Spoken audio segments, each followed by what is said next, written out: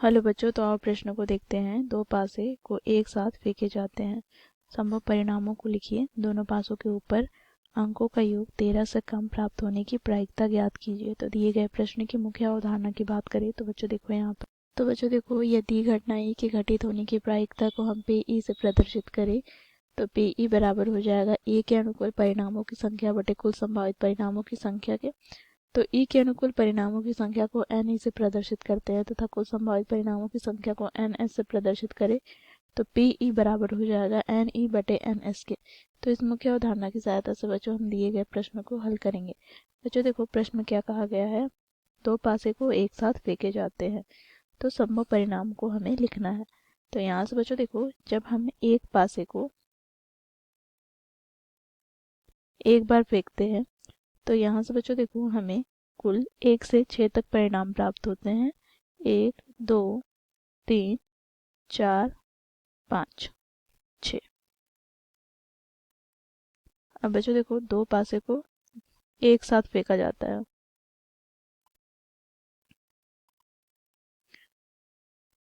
तो यहाँ से बच्चों हमें कुल संभव परिणाम क्या प्राप्त होंगे। तो यहाँ से हम लिखेंगे संभव परिणाम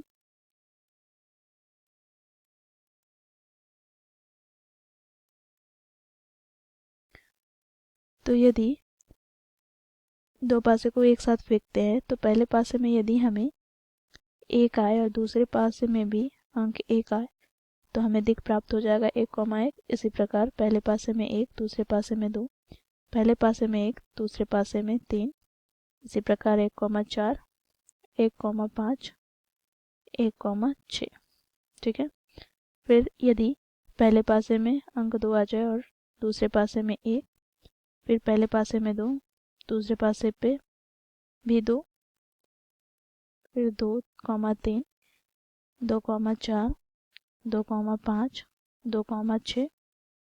यहाँ पर पहले पासे में यदि अंक 3 आ जाए और दूसरे पासे में 1 तो 3,1, 3,2, 3,3, 3,4, 3,5, 3,6।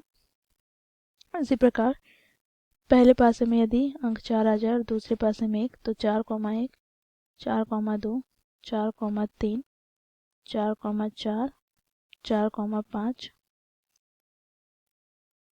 फिर बच्चों देखो 4,6।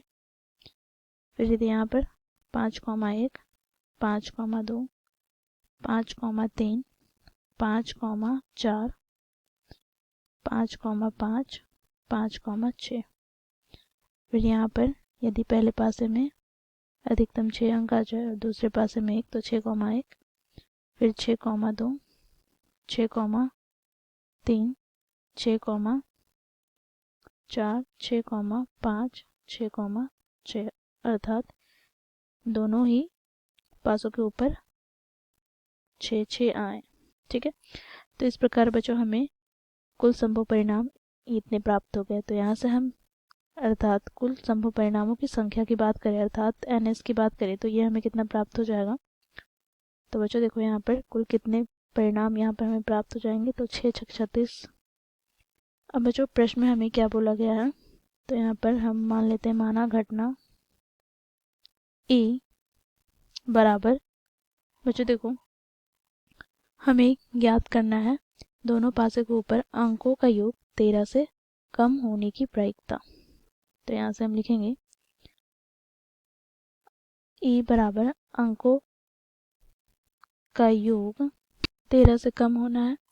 तो यहाँ पर हम जब देखेंगे तो बच्चों दोनों पासे को एक साथ फेंकने पर उनके ऊपर आए अंकों का योगफल करें तो सभी यहाँ पर बच्चों 13 से कम होंगे। जब हम अधिकतम की बात करें अर्थात दोनों पासों में अधिकतम अंक 6 आ ही सकता है तो दोनों में यदि 6 आ जाए तब भी हम इसका योग करें तो बच्चों यह योगफल हमें 12 ही प्राप्त होगा अर्थात 13 से कम है। तो यहाँ से हम क्या कह सकते हैं, यहाँ से हम कह सकते हैं कि हमें ई के अनुकूल अर्थात एन ई अर्थात ई के अनुकूल परिणामों की संख्या हमें कितनी प्राप्त हो जाएगी।